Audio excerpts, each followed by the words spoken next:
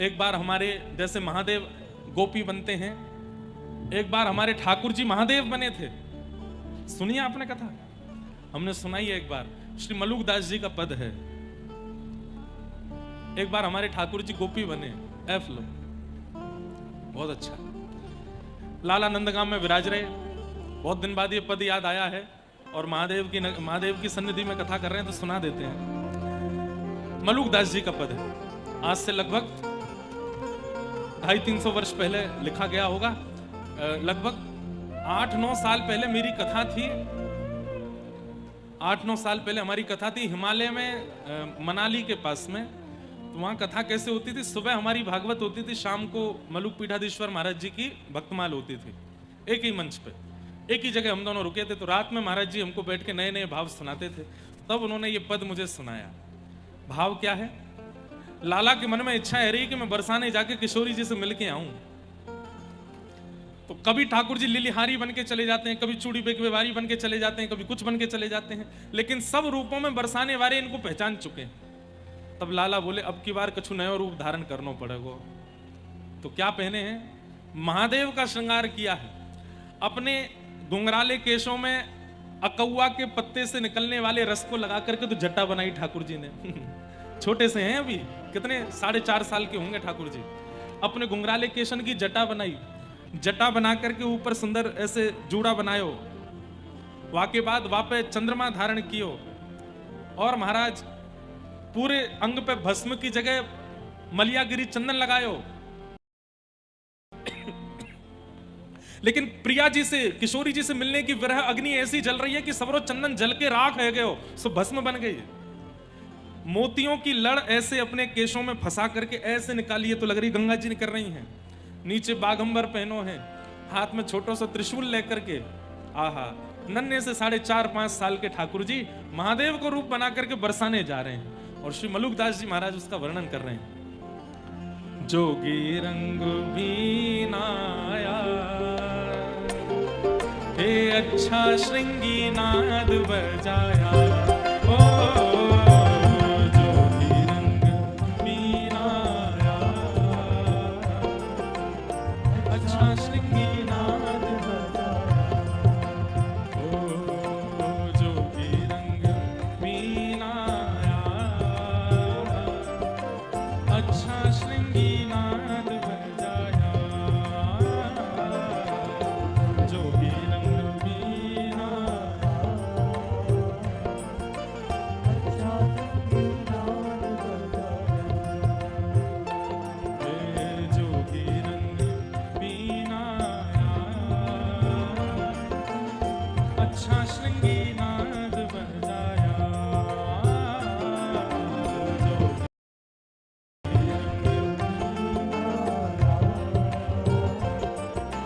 दर्शन करो कैसे लग रहे थे।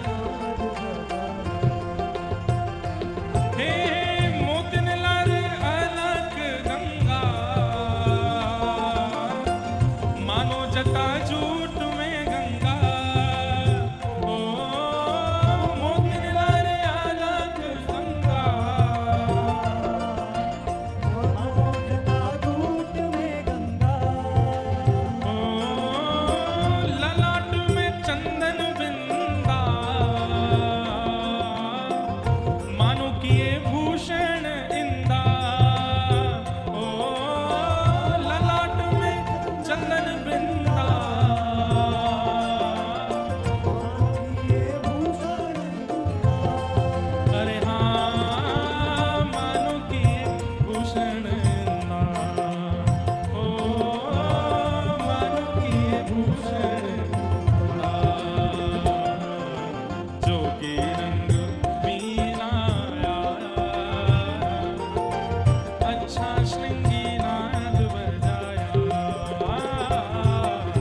जोगी रंग बीनाया, अच्छा श्रृंगी सब लोग दर्शन करते चलना। मोतियों की लड़ लगा रखी है मानो जैसे गंगा जी निकल रही हो। चंदन ऐसे अर्ध चंद्रमा की तरह अपने माथे पे लगाया है मानो जैसे चंद्रमा धारण किया गया हो। आहा, महादेव का रूप धारण कर रहे हैं हमारे बाल गोपाल प्रभु। बोल गोपाल गोपाल लाल की।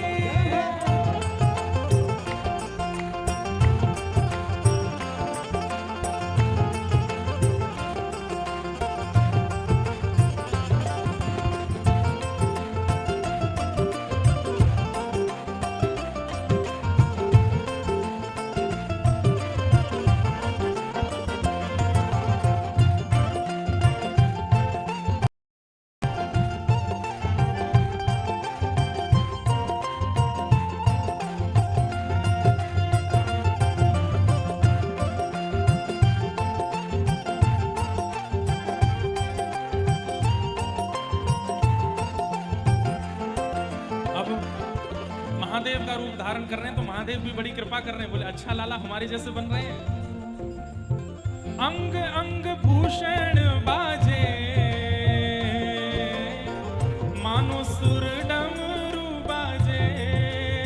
ओ अंग अंग भूषण बाजे मानो सुर। डमरू बाजे। जैसे ही ठाकुर जी चलते हैं तो अंगों के भूषण बजते हैं। अब बज करके आवाज आनी तो चाहिए छम छम, लेकिन महादेव ने ऐसी कृपा कर दी है कि जब चलते हैं तो डम डम डम, जैसे डमरू की आवाज आती है वैसे ठाकुर जी के अंग से आवाज आ रही है। अंग अंग भूषण साजे मानो सुर डमरू बाजे। ओ अंग अंग भूषण साजे मानो सुर डमरू बाजे। अरे हाँ मानो सुर डमरू बाजे। ओ मानो सुर डमरू बाजे। ओ जोगी रंग वीणा अच्छा श्रृंगी नाद बजाया। जोगी रंग वीणा अच्छा नाद बजाया। जोगी रंग वीणा अच्छा श्रृंगी नाद बजाया। जोगी रंग अच्छा नाद बजाया। हे मलियागिरी चंदन राजे मानो अंग भस्म विराजे। ओ मलियागिरी चंदन राजे मानो अंग भस्म विराजे। ओ मलियागिरी चंदन राजे मानो अंग भस्म विराजे। ओ मलियागिरी चंदन राजे मानो अंग भस्म विराजे। अरे हाँ मानो अंग भस्म विराजे। ओ मानो अंग भस्म जोगी रंग वीणा अच्छा श्रृंगी नाद बजाया। ओ जोगी रंग वीणा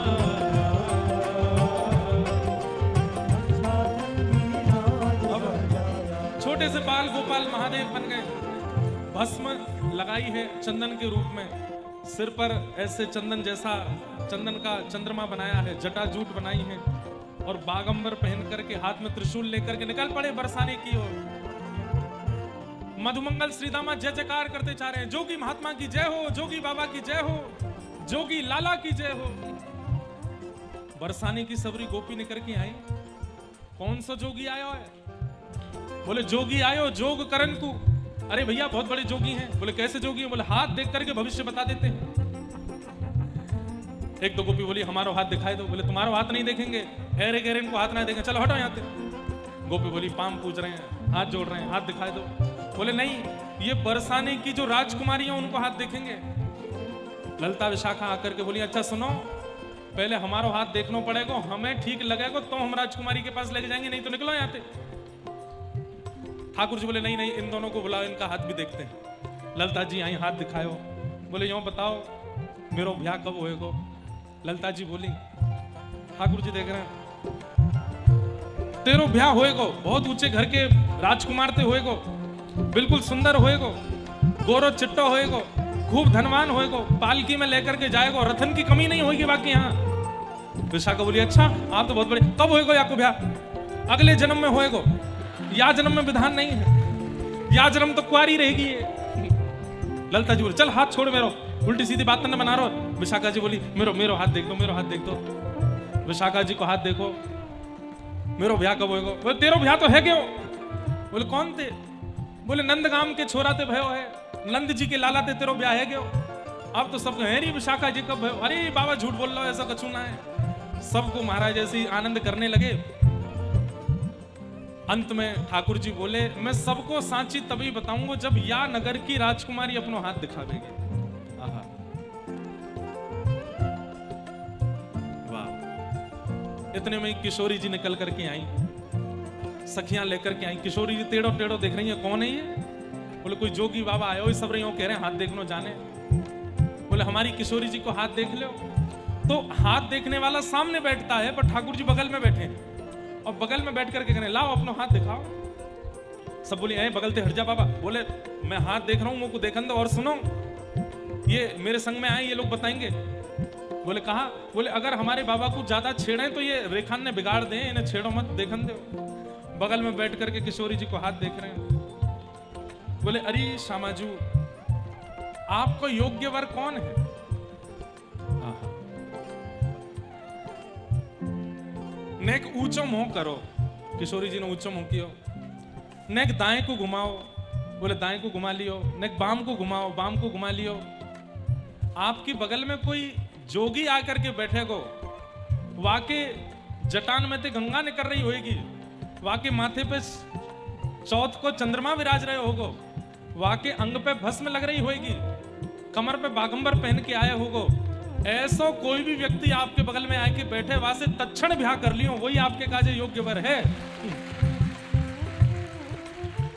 सबरी सखी बोली अरे दारी के अपने काजे कहरो दिखे, अरे कैसे जोगी लेके आए हो? सोहे बाम भाग में प्यारी, मानो अर्धंग सवारी। ओ सोहे बाम भाग में मानो अर्धंग सवारी। हाँ, सोहे बाम भाग में प्यारी, मानो अर्धंग सवारी। ओ सोए बाम भाग में प्यारी, मानो अर्धंग सवारी। जैसे ही किशोरी जी के कंधा पे हाथ रखो, सबरी सखियां लठ लेकर के भागी ठाकुर जी की ओर। तो यहाँ आगे कह रहे हैं कि हाथ में मलियागिरी चंदन की भस्म लेकर के ठाकुर जी ने ऐसे फूंक करके मारी और वही से सबरी गोपी मूर्छित रह गए। हे मोहन मंत्र फूक दे मारी, सब ब्रज मोहिनी डारी। ओ मोहन मंत्र फूक दे मारी, सब ब्रज मोहनी डारी। अरे हाँ, सब ब्रज मोहनी डारे।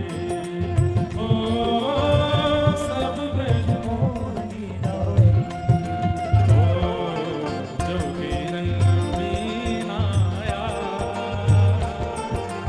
अच्छा श्रृंगी नाद बजाया।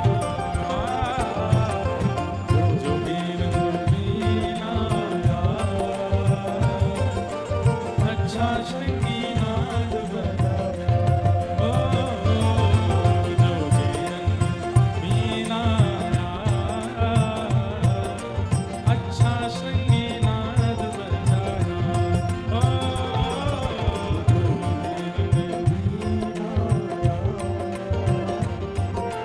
अच्छा संगीनाद बजाया। मोहन मंत्र फूंक दे मारी, सारी गोपियां मूर्छित होकर के पड़ी हैं। किशोरी जी तो चिल्लाने लगी, अरे वृषभानु बाबा, अरे कीर्ति मैया, देखो कैसो जादू मंत्र फूकने वालो आयो, मेरी सबरी सखी बेहोश कर दें। ठाकुर जी ने हाथ पकड़ो, अरे अरे श्यामाजू बैठो। अपना पूर्ण मुंह पे जो चंदन वंदन लगा के आए, भस्म भस्म सब मिटाई। बोले मैं आया हूं कन्हैया। किशोरी जी ने कही है ये रूप बदल करके जोगी बन के तुम आए हो? बोले हम बे। अरे श्यामाजू, बहुत दिनाते दर्शन करवे की इच्छा है रही, तो मन में भाव आयो कि आपके दर्शन करवे आए जाऊं। अरे अरे श्याम सुंदर, इतना श्रम कियो नहीं, दिखाओ तो। सामने ठाकुर जी खड़े हैं त्रिशूल लेकर के, और किशोरी जी दर्शन कर रही हैं। आहा, ये जटाकाई की भलाई ठाकुर सब बता रहे, अकौआ के वो लगाए या मैं। अच्छा ये गंगा जी कैसे निकल रही हैं? बोले ये मोतीन की बनाई है मैंने। और ये भस्म कहाँ से आएगी? बोले चंदन लगायो मैंने, लेकिन आपसे मिलवे की ऐसी वेदना है रही कि वह वेदना की अग्नि में चंदन जल के भस्म बन गए हो। किशोरी जी बोली कहा अभिलाषा है, बोले न चरण छुए को दे दो, छू लो। ठाकुर जी ने चरणन में प्रणाम कियो, किशोरी जी ने उठाए के हृदय से लगायो। आकाश से श्री उमा पार्वती प्रकट होकर के पुलकित नेत्रों से दर्शन कर रहे हैं, ठाकुर जी की बलैया ले रहे हैं। बोले जय हो सरकार, आज हमारा रूप धारण करके गए हैं किशोरी जी को दर्शन करवे।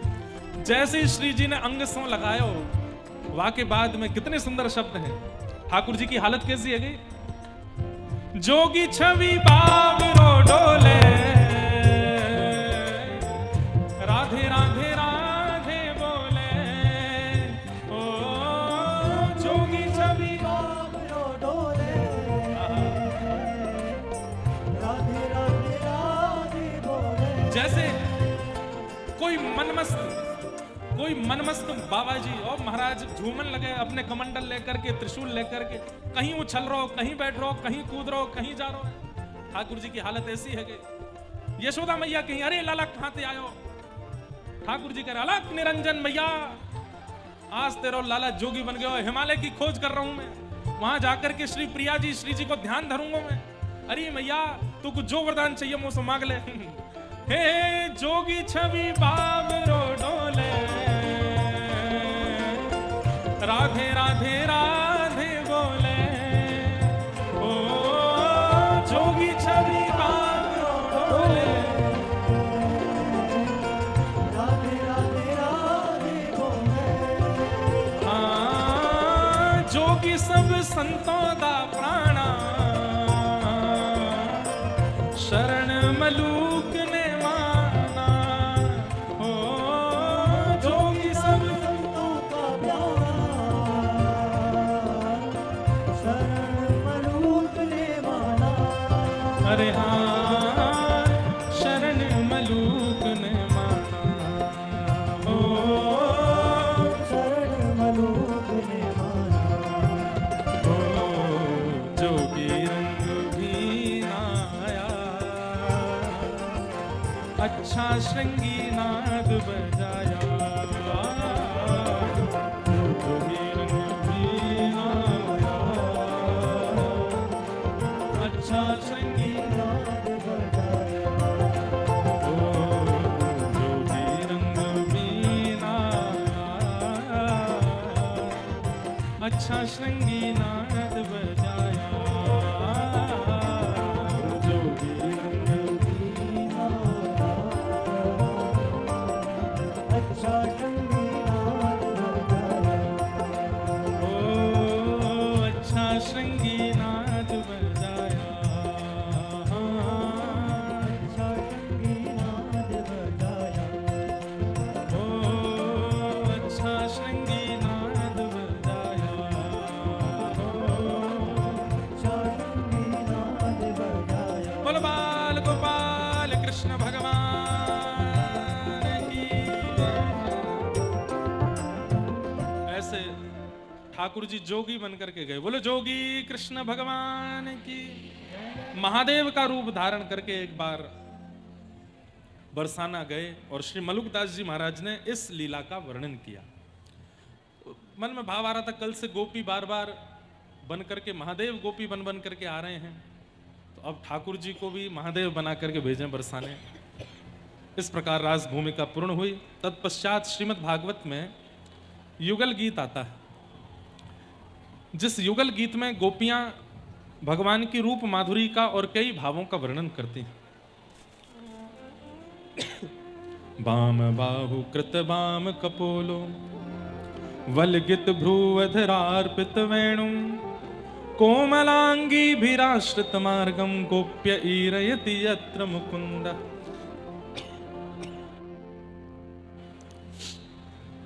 बाम बाहु कृत बाम कपोलो। अब यहां तीन बातों का ध्यान रखना, मुरली, वंशी और वेणु, तीन नाम आ जाते हैं वंशी के, मुरली, वंशी और वेणु। यहां ठाकुर जी क्या बजा रहे हैं? वेणु। अब तीनों के भाव क्या हैं? जिसमें अधर सीधा है, या फिर कह दें कि अधर दाहिनी ओर झुका हुआ है ऐसे, और हाथों में लेकर के ठाकुर जी बजा रहे हैं, वह तो है मुरली। जहां पर सीधा अधर है और सीधे हाथ हैं, बिल्कुल अधर के सामने ही अपने हाथ पर धर के बजा रहे हैं वो है वंशी। लेकिन जहां पर मुखमंडल झुक जाए श्री जी की ओर, बाम ओर में श्री जी हैं, श्री जी की ओर मुखमंडल झुक जाए और दोनों भुजाएं ऊपर हो जाएं और मुरली ऐसे ऊंची जावे, वो है वेणु। तो जब नीचे हाथ धर के बजामें तो मतलब मुरली बजा रहे हैं, बिल्कुल सन्मुख बजामें तो समझो वंशी बजा रहे हैं, और जब ऐसे बजामें तो समझो वेणु बजा रहे हैं। तो यहां ठाकुर जी की वेणुनाद का वर्णन है। वाम बाहु, बाम बाहु यानी कि बाम भुजा की ओर, बाम बाहु कृत बाम कपोलो, कपोलो कहते हैं गाल को, अपने बाम कपोल को बाम कंधे के ऊपर ऐसे झुका रखा है। बाम बाहु कृत बाम कपोलो वलगुत भ्रू अधरार्पित वेणु, ठाकुर जी वेणु बजा रहे हैं। हम आप सबने आज तक ठाकुर जी की ना वंशी सुनी है, ना मुरली, ना वेणु, लेकिन स्थिति क्या है? वंशी ठाकुर जी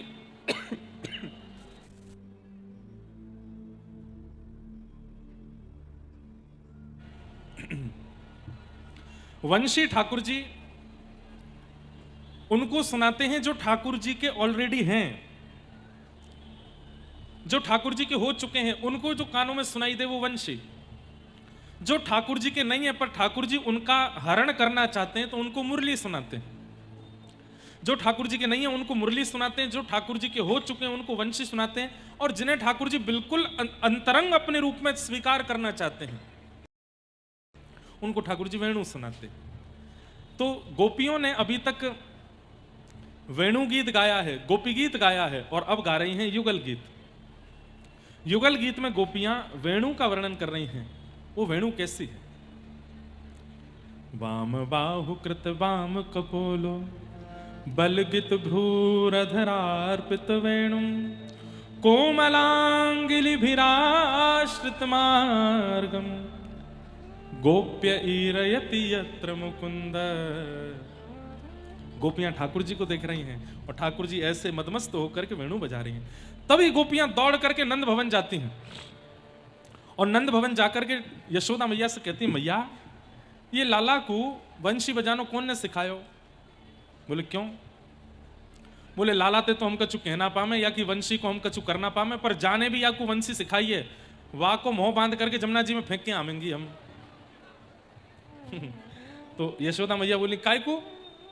मेरे लाला की वंशी ने ऐसो का बिगाड़ो तुम्हारो जो वंशी सिखावे वाले को तुम यमुना जी में फेंक के आओगी? अरे मैया तो को कहा बताएं या वंशी ने हमारो कितनो बंटा धार कियो है? बोले कहा कर दियो। बोले जब जब हम भोजन बनावे के काजे बैठे तब तब लाला की वंशी बजे, और वंशी बजते ही मैया हमारो सवरो भोजन बिगड़ जाए। बोले क्यों? भोजन काय को बिगड़े? अरे मैया तू को कैसे बता मैं? अरे लाला की वंशी सुनकर के तो मीठो बनना चाहिए, अच्छो बनना चाहिए, तुम लोगन को भोजन बिगड़ काय को जावे? मुरहर रंधन समय मां कुरु मुरली रवम। गोपियां कह रही हैं जब हम भोजन बनायो करें तब अपने लाला से कह दो वंशी नाए बजायो करे। मैया बोली क्यों? अच्छो बनता होगा भोजन तो वंशी की धुन सुन के। गोपियां बोली अच्छो तो कहा बता मैं बन ही ना पावे। बोले क्यों? या कि वेणु की धुन सुनकर के मैया हमारी अग्नि में जल रहे कंडा और लकड़ी में तो पानी निकलने लगे, सबरी लकड़ी बुझ जाए, सबरे कंडा बुझ जाए, चूल्हे में अग्नि रही ना पावे, उनमें ते सुंदर सुंदर जल प्रवाह है वे लग जाए। अब अग्नि प्रज्वलित नहीं होगी तो फिर भोजन कैसे बनेगा? और फिर सास डांटे, ससुर डांटे, पति डांटे, बालक रोमे। खूब प्रयास करें कि एकांत में जाकर के खिड़की बंद करके कहीं से भी वेणु की ध्वनि नहीं आ जाए, वहां प्रसादी बना लें। लेकिन यह लाला की वंशी की धुन ऐसी है, इतनी सी जगह तो भीतर आ जाए और वह वेणु की ध्वनि आते ही सवरी अग्नि ठंडी पड़ जाए। मैया सोचो ठाकुर जी की वंशी कैसी है। तो मैया हमको यूं बताओ, या लाला को वंशी बजानो सिखायो कौन ने? बा गुरुदेव के मुंह में कपड़ा बांध के जमुना जी में फेंक के आएंगी हम। तो यहां यशोदा मैया बता रही हैं कि लाल जी ने वंशी कहां सीखी है।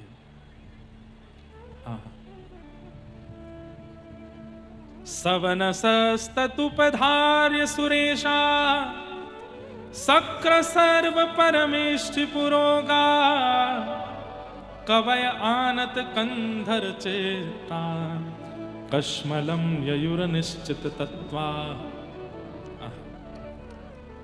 विविध गोप चरणेषु विदग्धो वेणुवादनोत्तम। वाद्य ऊर्धान ज शिक्षा तब सुतः सती यदाधर बिंबे दत्त वेणुरधयत स्वर जाति। यशोदा मैया कह रही हैं विविध गोप चरणेशु विदग्धे वेणु वाद्य ऊर्धा निज शिक्षा। मेरे लाला ने वंशी बजानो कोई तो ना सीखो, ये अपने आप सीखो है। अरे भागवत जी की माने तो वेणु की रचना, वेणु का निर्माण भी श्री कृष्ण से ही हुआ है। ऐसी कथा बताते हैं कि एक बार गैयाओं ने जाकर के ठाकुर जी से शिकायत करी। ठाकुर जी बोले कहा भय हो, कौन ते डर लगे तुम्हें? बोले संसार में कोई तो डर ना लगे, एकमात्र या बांस ते डर लगे। जो भी या बांस को लेकर के हमारे सामने आ जाए तो हमें डर लगे आवे। हम ना तो चारों खा पामे, ना मनचाही जगह जा पामे, ना कहीं जल पी पामे। ने कोई या बांस को दिखाई दे सो ही हमको डर के मारे भागनो पड़े। गैया बोली हमको या संसार में केवल या बांस ते डर लगे। ठाकुर जी बोले यार जा बांस ते तुम्हें डर लगे, वही बांस ते अगर तुमको प्रेम करा दूं तो? बोले कराए दो। तो ठाकुर जी ने अपने एक हाथ से जैसे ही बांस पकड़ा तो 3 छिद्र प्रकट हुए, दूसरे हाथ से पकड़ा तो 3 छिद्र और प्रकट हुए। जैसे ही अधर पर रखा 1 छिद्र और प्रकट हुआ, प्राण पिरोए और जैसे ही कोमल उंगलियों से आच्छादित किया सो वंशी बजने लगी। जो गोपियां वंशी सुन के भागती थी, बांस का नाम देखते ही भागती थी, आज वंशी सुनकर के उसके समीप आने लगी। ठाकुर जी ने वंशी का निर्माण भी गोपियों को प्रेम देने के लिए करवाया कि इन गोपियों को भय लगता है बांस से, इसी बांस से इनको प्रेम करवाऊं या बांस को इनकी सेवा में लगाऊंगा मैं, इसलिए ठाकुर जी ने वंशी का निर्माण। तो यशोदा मैया कह रही है कोई तो सीखो ना है, वो खुद जाने बजानो। और वही ने वंशी बनाई है, वहां से पहले वंशी नाम को साज हो ही ना हो, लाला ने निर्माण किया निज शिक्षा। ठाकुर जी जब वंशी बजाते हैं तो क्या होता है, तो आगे वर्णन कर रहे हैं। सवन सस्तुपधार्य सुरेशा सक्र सर्व परमेष्ठ पुरोगा कवय आनत कंधर चित्ता कश्मलम ययुर निश्चित तत्वात्। ठाकुर जी जब वेणुनाद करते हैं, वंशी नाद करते हैं, तो आकाश मार्ग में देवी देवता प्रकट हो जाते हैं और संगीत की अधिष्ठात्री देवी सरस्वती प्रकट होकर के कान लगा करके सुनती हैं और ठाकुर जी की वेणु से सीखती हैं कि आगे कौन सा राग निर्माण करना है, इस राग में स्वर कैसे। ठाकुर जी उनको सिखाते हैं। आदि कवि ब्रह्मा हाथ में कलम पत्र लेकर के लिखने लगते हैं कौन सा स्वर बजाया, कौन सी धुन बजाई ठाकुर जी ने। इंद्र आदि देवता नेत्र सजल हो जाते हैं, मृदंग आदि बजाने लग जाते हैं ठाकुर जी की वेणु सुन करके। ऐसी ठाकुर जी की मधुर वेणु बजती है। इस प्रकार भगवान की वेणु का वर्णन कर रहे हैं। अब यहां पर वर्णन एक कथा का और आता है। एक दिन सबरे ग्वाल बालों ने जाकर के श्री जी की सब सखीन को चुनौती दे दी। बोले कहा या व्रजमंडल में हमारे लाला से बड़ो संगीतकार कोई नहीं है। ललता विशाखा बोली ज्यादा बात मत बनाओ, हमारी श्री जी जादना आ गई ना, सबरी बंसी धरी रह जाएगी। अरे हमारो लाला जब वंशी बजावे ना, तू वाकू मत देखे कर, तू आकाश में सिर उठाए के देखे कर, तो को ब्रह्मा सरस्वती आदि सब देवी देवताओं के दर्शन हो जाएंगे आकाश में। विशाखा बोली अभी तेने हमारी किशोरी जी को भी संगीत ना सुनो है, जादना सुन लेगो ना लाला की वंशी भूल जाए वो। तो ललता विशाखा और यहाँ मधुमंगल श्रीदामान में आपस में भिड़ंत है गई। बोले एक दिन फिर एक कार्यक्रम रखो, लाला वंशी बजाएगा, तुम्हारी श्री जी जो साज बजानो चाहे बजावे। ठाकुर जी अपनी वंशी लेके आए, किशोरी जी वीणा लेकर के आई है। मलुकपीठ वाले महाराज जी एक बार बता रहे थे कि रामावतार में जानकी जी वंशी बजाती हैं और राम जी वीणा बजाते हैं। तब आपस में एक दोनों की डील हुई, तो राम जी ने सीता जी को वीणा बजाना सिखाया और श्री सिया जी ने राघव जी को वंशी बजाना सिखाया। उसी का परिणाम द्वापर में हुआ कि ठाकुर जी वंशी वादन करते हैं और श्री जी वीणा वादन करते हैं। आज सब ग्वाल बालों ने एक योजना बैठाई। ठाकुर जी अपनी वंशी लेकर के बैठे हैं और सामने श्री जी अपनी वीणा लेकर के बैठी हैं। लाला तो एक बार बजाए दे, वंशी बजाए दे, इन सब सखीन को दिखा दे, आकाश में देखियो सबरी देवता प्रकट हो जाएंगे अभी। ठाकुर जी ने जैसे ही वेणु बजाना प्रारंभ किया और बजाते बजाते जैसे ही बाम और झुके हैं और वेणु का नाद उच्च स्वर में होने लगा, अपने आप ठंडी हवा बहने लगी, यमुना जी का जल स्तब्ध हो गया। जितने भी शोरगुल थे, चाहे वो वायु से आने वाला हो, चाहे वो बादलों से आने वाला हो, सब शांत हो गया। आकाश में धीरे धीरे देवता प्रकट होने लगे, महादेव प्रकट हो गए, इंद्र प्रकट हो गए, ब्रह्मा जी प्रकट हो गए, सरस्वती प्रकट हो गई, एक साथ सूर्य चंद्र दोनों प्रकट हो गए। सारी ऋतुएं, यहाँ पर शिशिर ऋतु है, यहाँ पर शरद ऋतु है, यहाँ पे ग्रीष्म ऋतु है, सारी ऋतुएं एक साथ प्रकट हो गई। आधे व्रजमंडल में अंधेरा, आधे व्रजमंडल में प्रकाश। अद्भुत ठाकुर जी के वेणुवाद से ऐसी प्रकृति हो गई महाराज कि देखते बनता था। मधुमंगल श्रीदाम बोले, कहो सुनी हमारे लाला की वंशी, हमारे लाला ते बड़ा विद्वान कोई ना है पूरे जगत में। ठाकुर जी ने वंशी बजाना विश्राम किया, सब सामान्य हो गया। अब आई बारी किशोरी जी की। किशोरी जी ने वीणा जैसे ही रखी है, अभी बजाई नहीं है, वीणा जैसे ही धारण करी तो सामने बैठे ठाकुर जी अपने सिंहासन से पहले तो लुढ़क गए। मधुमंगल, ए लाला कहा करे अपनी नाक, ना ना ना, वो वीणा धारण करके जिस अदा में बैठी है उसको देख करके ठाकुर जी मूर्छित होने लग गए। मधुमंगल बोलो, लाला अभी तो वीणा धारण करिए, बजावेगी तो क्या होएगा, तुम वो पकड़ के रख बस, मैं गिर नहीं जाऊं। ऐसी सुंदर शोभा लग रही है श्री जी की, मैं कहा बताऊं।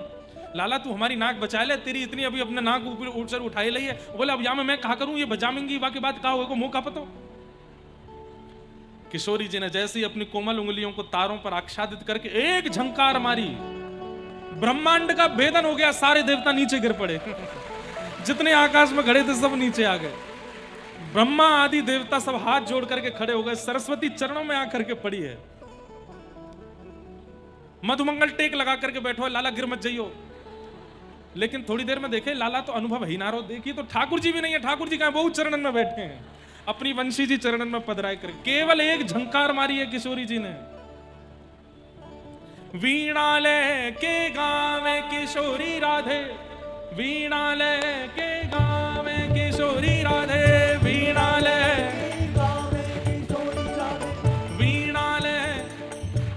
अरे सारे भाव नाचने के नहीं होते, बैठो ताली बजाओ। आगरा वाले को तो भैया अलग ही नाच चढ़ो, कछु गा दो नाचेंगे। वीणा ले के गावे किशोरी राधे, वीणा ले के गावे किशोरी राधे, वीणा ले के गावे किशोरी राधे, वीणा ले के गावे किशोरी राधे। ताल बंधान मधुर मनोहर, ताल बंधान ताल बंधान मधुर मनोहर, मधुर मनोहर। वेणु सरस बजावे किशोरी राधे, वेणु सरस बजावे किशोरी राधे, वीणा ले के गावे किशोरी राधे, वीणा ले के गावे किशोरी राधे, वीणा ले के गावे किशोरी राधे, वीणा ले के गावे, वीणा ले के गावे। किशोरी जी वीणा बजा रही हैं, ठाकुर जी वंशी बजा रहे हैं, ललता जी मृदंग बजा रही हैं और सरस माधुरी जी नृत्य कर रहे हैं। अद्भुत भाव। तो वो तो या व्रजमंडल ने, जगत ने ठाकुर जी की वंशी सुनी है, किशोरी जी की वीणा सुनी नहीं है अभी। नहीं तो ठाकुर जी की वंशी से तो इतना ही हाल भयो, ठाकुर जी की वीणा, किशोरी जी की वीणा से कहा हो तो अरे जाते ब्रह्मांड को भेदन है कि सबरे देवता पृथ्वी पर आ गए, सोचो कैसी वीणा होगी। ऐसी हमारी किशोरी जी की वीणा, ऐसी मधुर मधुर लीलाएं कुछ व्रज लीलाओं में सुनाई जाती हैं। सबको प्रणाम।